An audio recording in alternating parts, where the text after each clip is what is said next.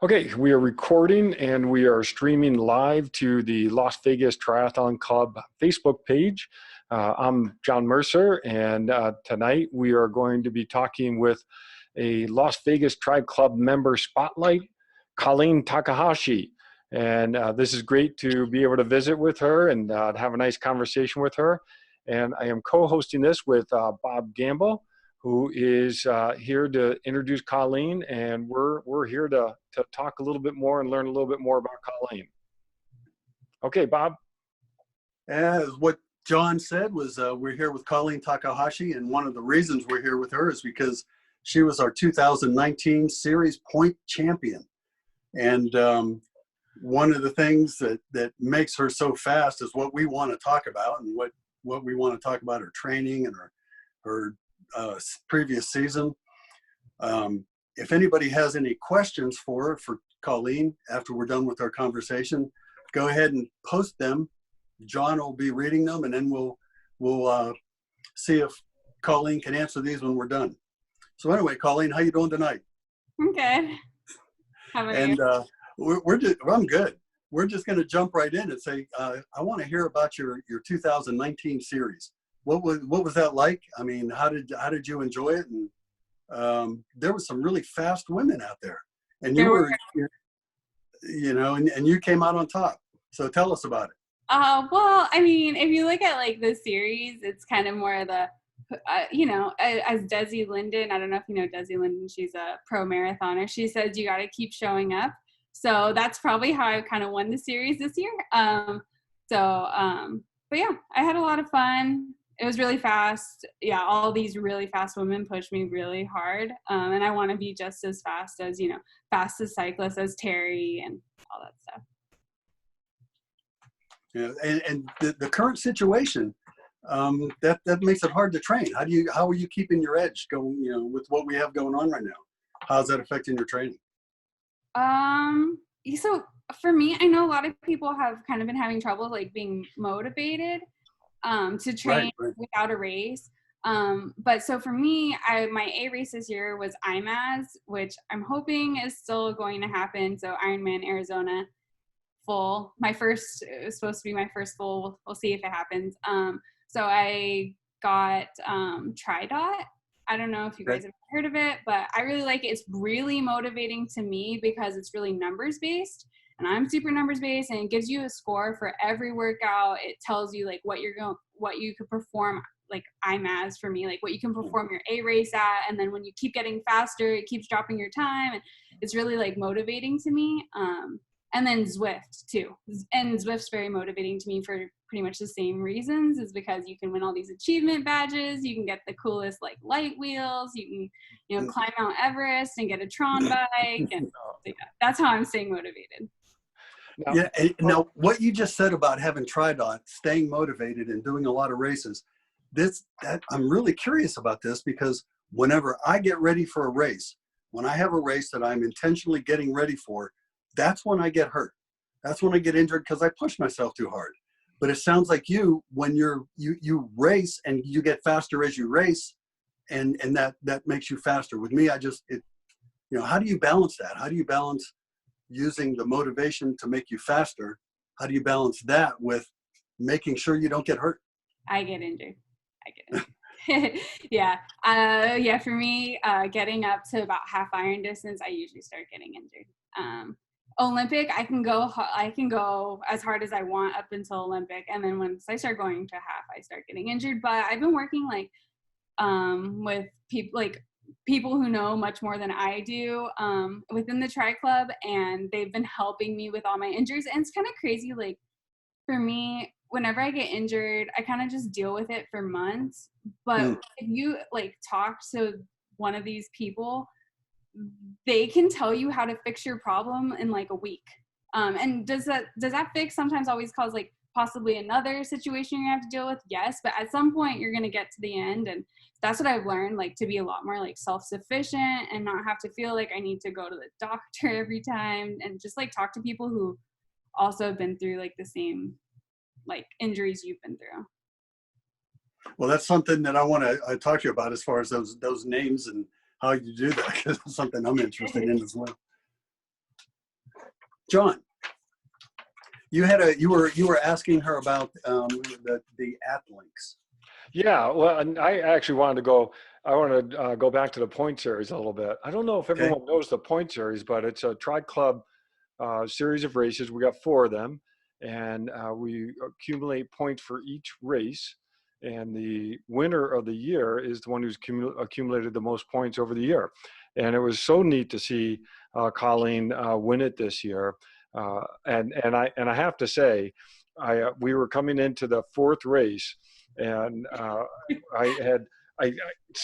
we met up somewhere down at the beach, and I said, Colleen, you know how close this is at the top, right? And she goes, oh yeah, I know. And so, at that point I knew, I mean, Colleen is such a humble, nice person. She has said she doesn't like talking about herself, but she's such a humble athlete.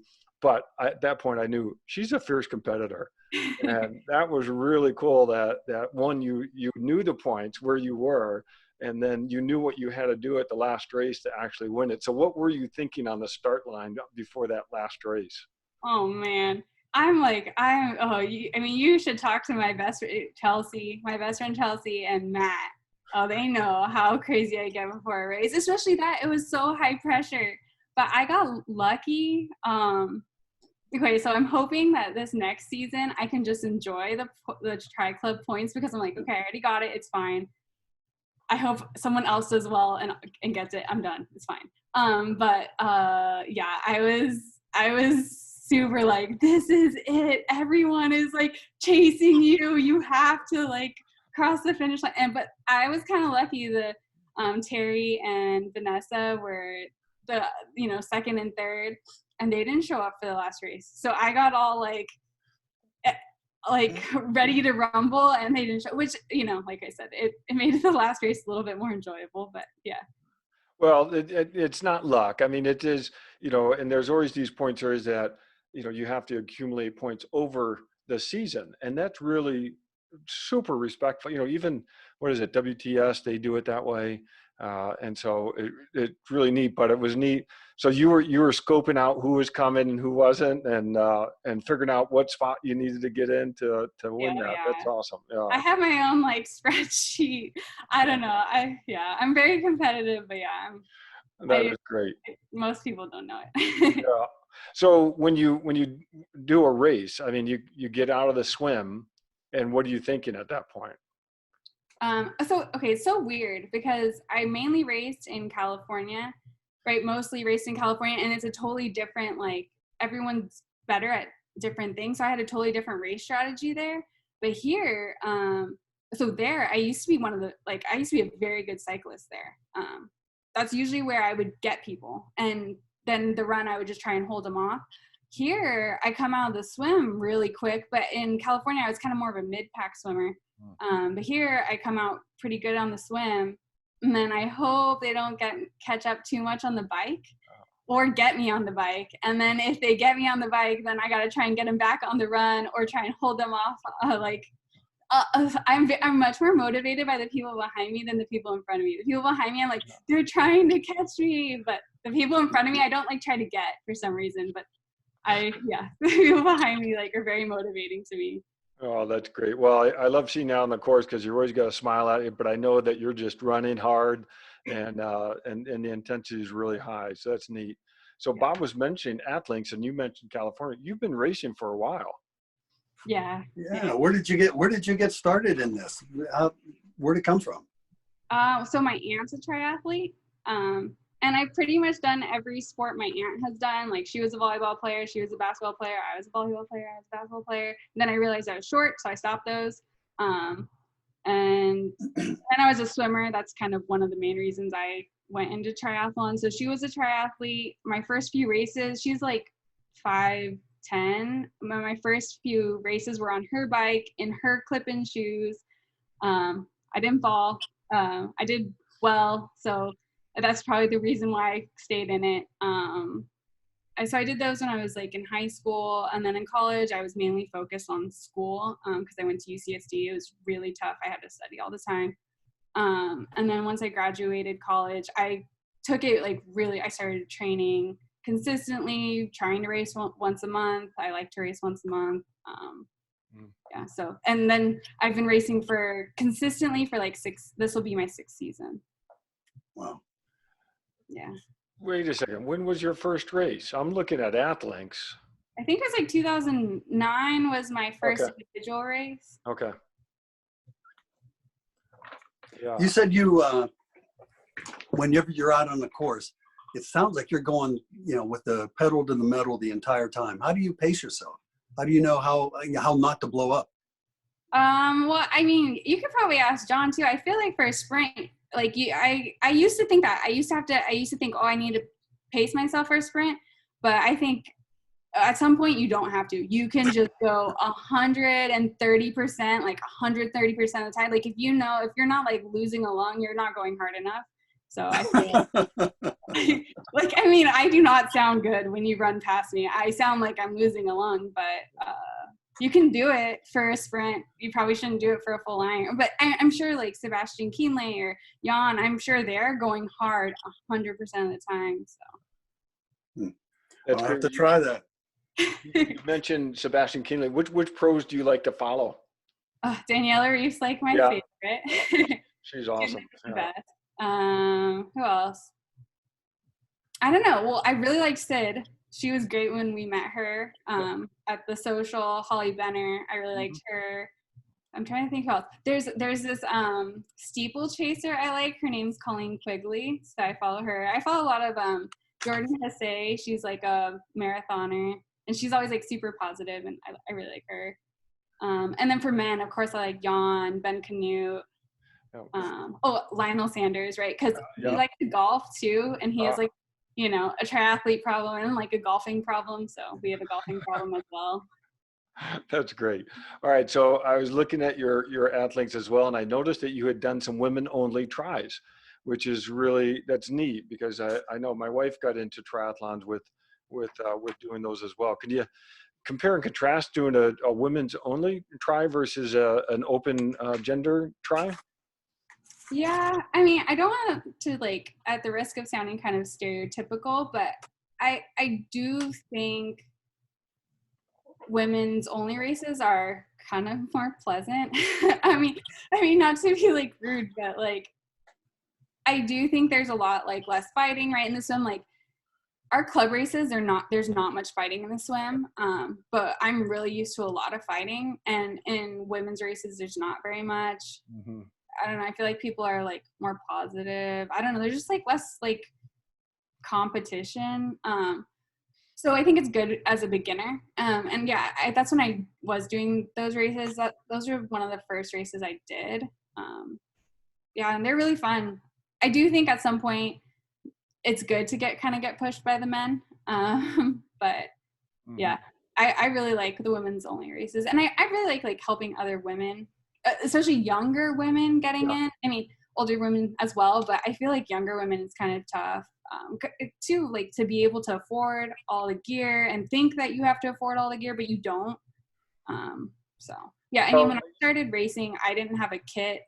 I raced in like my swimsuit and put shorts on over, and I wasn't on a good bike, but I used to think it was fun to like beat all the people with all the expensive stuff, and it's really what you're talking about is it's really neat to be able to. It's an opportunity to have a mentor, or find a mentor, or find a friend, or find a group to train with, and that's neat. And you've done the same thing. I mean, I see you bringing your friends into the triathlon world, and that's really neat to see you sort of paying that back. So yeah.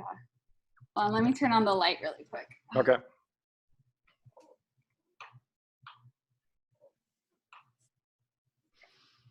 All right, so you've been racing for a while. So where have you seen your biggest gains?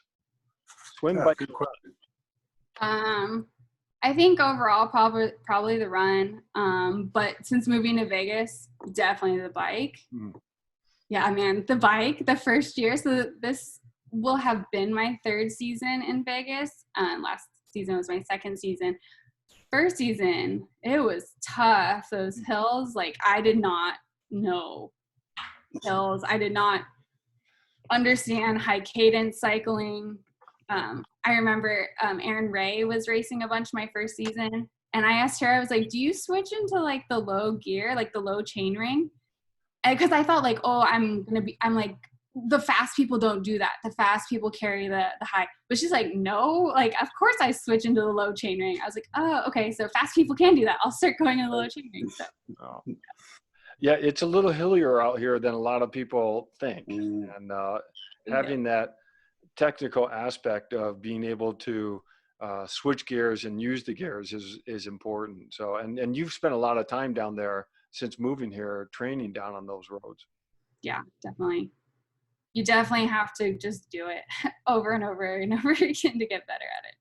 Well, and I remember one year they had, I think it was nationals here in Las Vegas. That was back in the 80s. But you've been to nationals and to ITU Worlds. So talk about those experiences. Where were they and what were those like? So we didn't go to the Cleveland, Ohio Nationals, which was the last 2 years.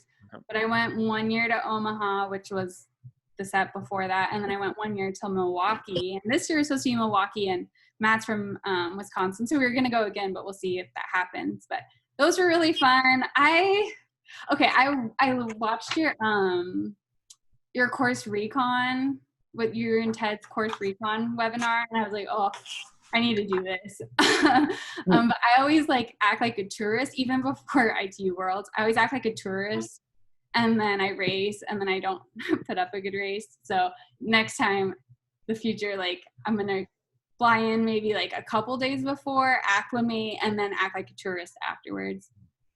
But yeah, they're super fun, and they really like humble you, because you can be a big fish in a small pond, but once you get in a big pond, you're kind of like, you realize how much further you could grow. Mm-hmm. And that's got to be motivating at the same time. So that's great. Yeah. And seeing all those ITU uniforms with your name on your backside, that was pretty motivating too. All right. So all over these years, what has been some of the best advice that was given to you? I've received so much advice. But there's, I mean, and you should like literally listen to everyone, really. Like, yeah, I can't. So, I mean, one I can like think of, but I'm sure everyone already knows this, but don't do anything new on race day. One time my favorite bike mechanic was in San Diego, and it was when I was living in LA. So I went and raced down in San Diego, and I dropped my bike off really quick for a quick tune-up before I raced, and they didn't put my seat back down.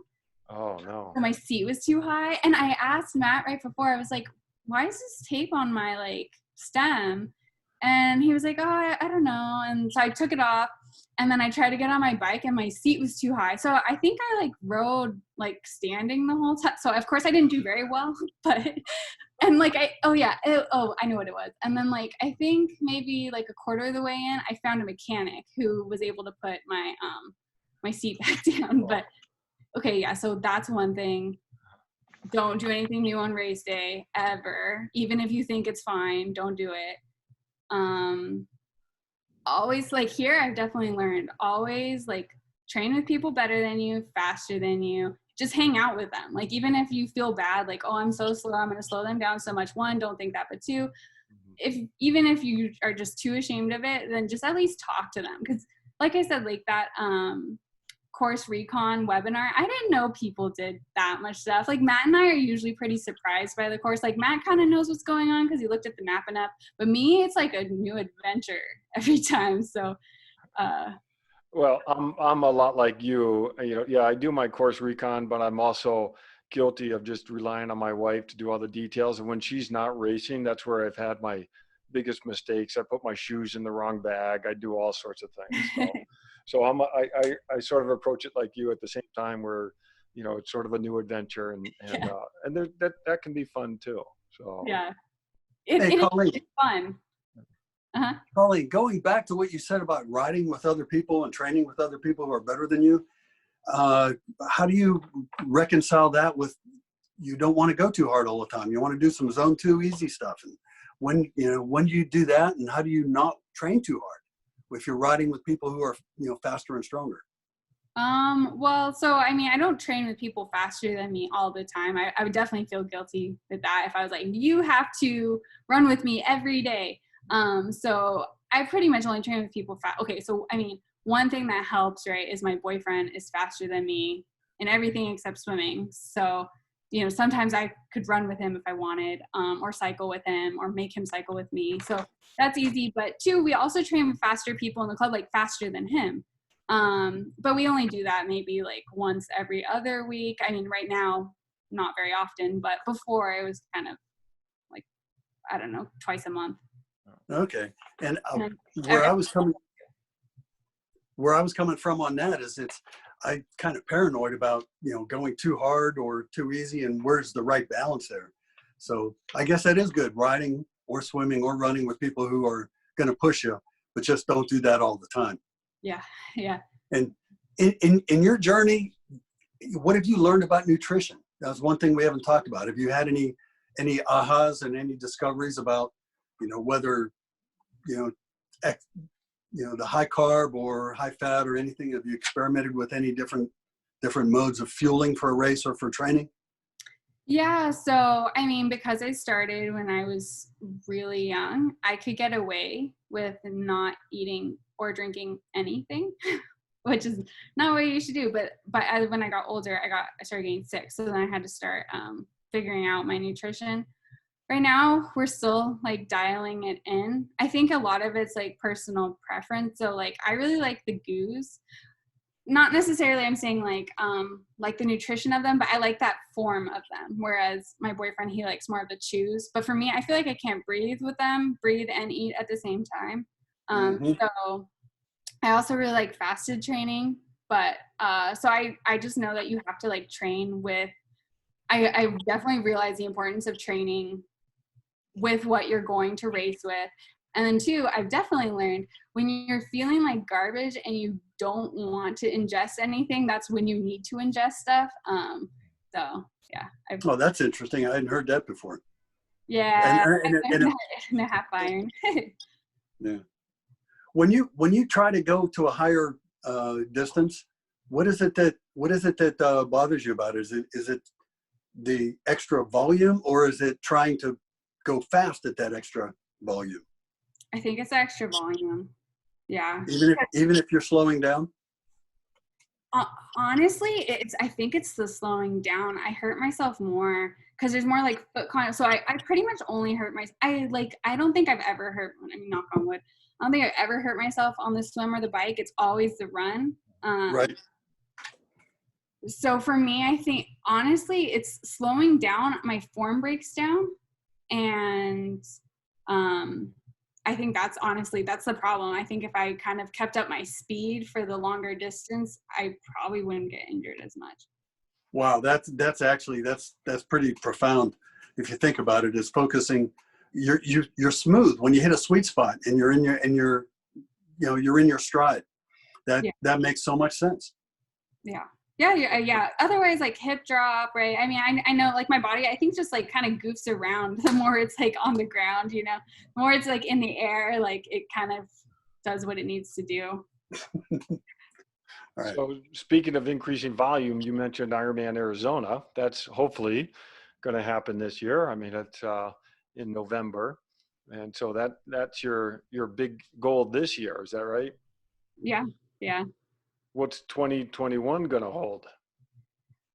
I don't know because first all I wanted was the ITU kit, right? The Team USA ITU kit. That's all I wanted.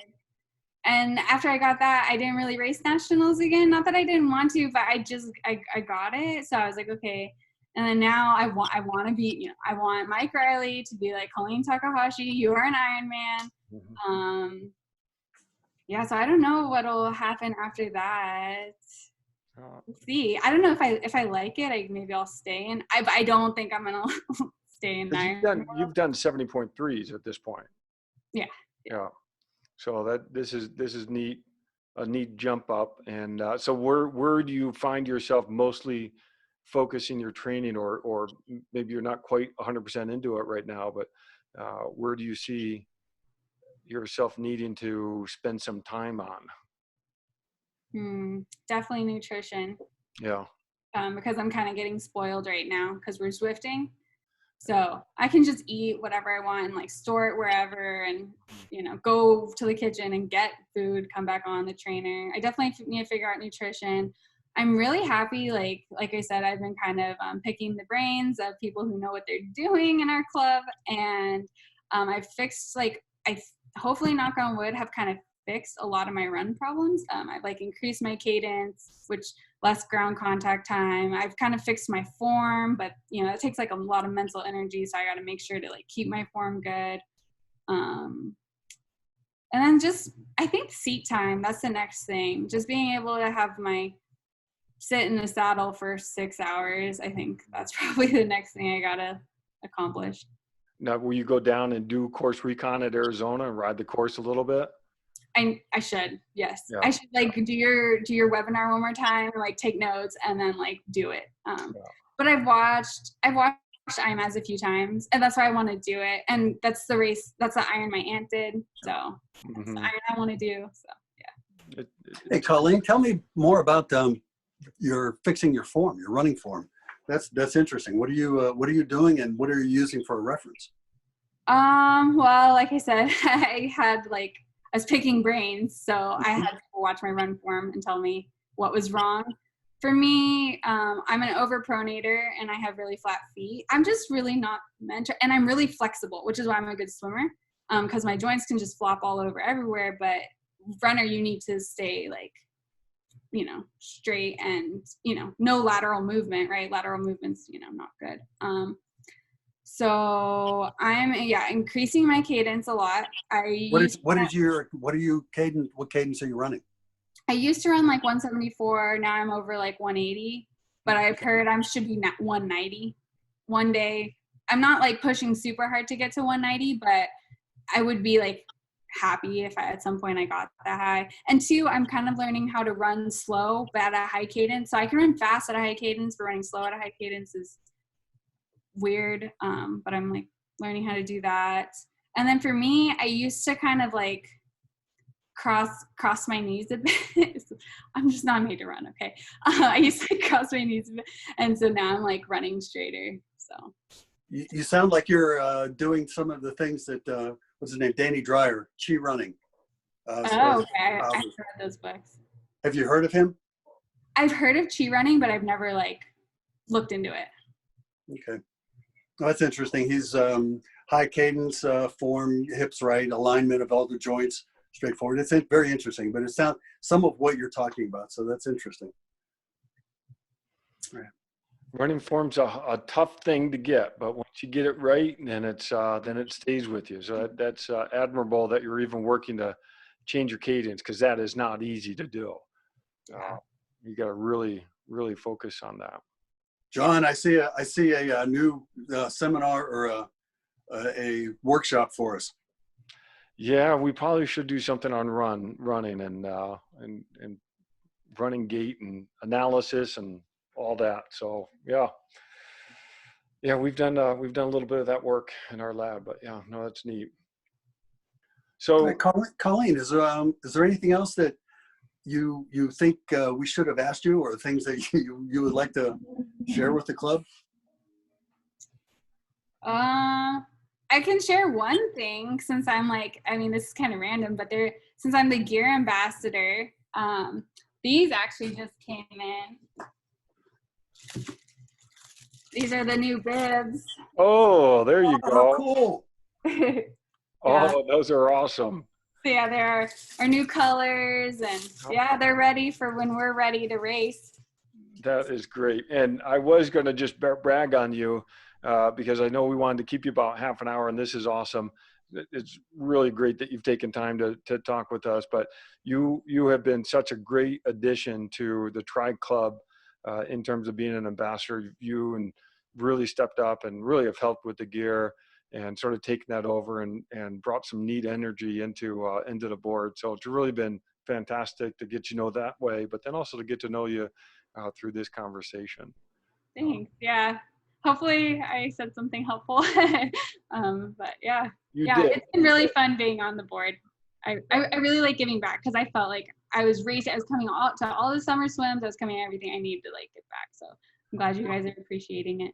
And it's great to have such high level people competing in our races like you. And again, you're a humble person, but I know you're very approachable and you help everyone out.